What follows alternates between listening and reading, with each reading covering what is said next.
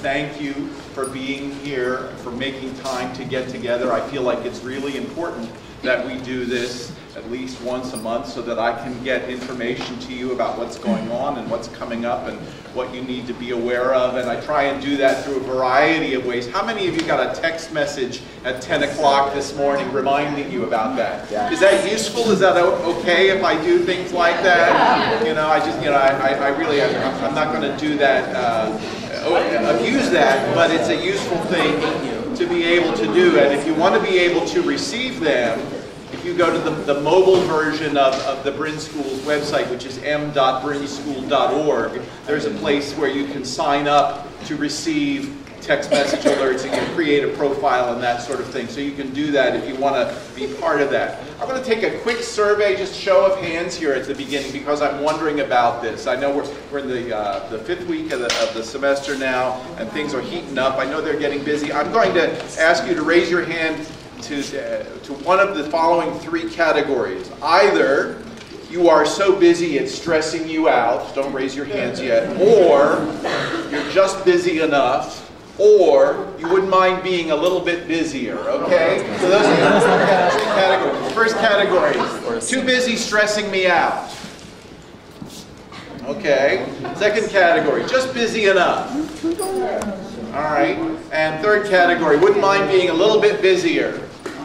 Well, that's the thing that I'm trying to do. I'm trying to keep my hand on the throttle, right, so that the engine of the Brind School, the throbbing engine of the Brind School, is providing things that keep you just busy enough, but ideally not pushing you over the edge to the point where you're stressed. I know that sometimes you run into crunch times and things get a little more stressful, but the goal is to try and keep it right in that sweet spot where you're just busy enough that you feel challenged and creative, and there are always new and sometimes unexpected things available to you.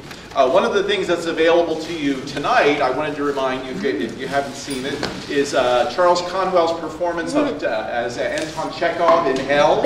I do recommend that very highly. I saw it last night, and I know that the students who were there last night enjoyed it very much. Conwell is passionate and articulate and wise and funny, and is the perfect complement to The Seagull, which then resumes on Thursday night for its second week. And how many of you have seen The Seagull?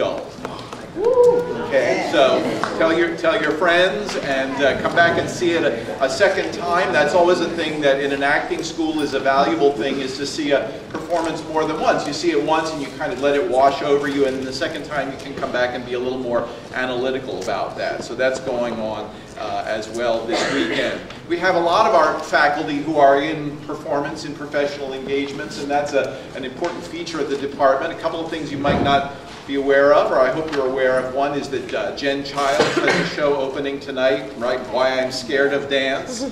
And you may have seen that Jen had a big two-page feature article. She's featured in American Theater Magazine this month. We have a copy of that up on the bulletin board. Her company just got a very prestigious grant, and it's really exciting to see not only a faculty member but an alum of the school getting that kind of national attention for what she's doing here in Philadelphia. Also opening a little later this month, Lantern Theater's production of Uncle Vanya, which includes David Howie in the cast. So there are lots of professional activities, and I don't want to fail to mention here again Radio Project, which has their Halloween Spooktacular next week, and we actually have some free tickets for that later on in the giveaway.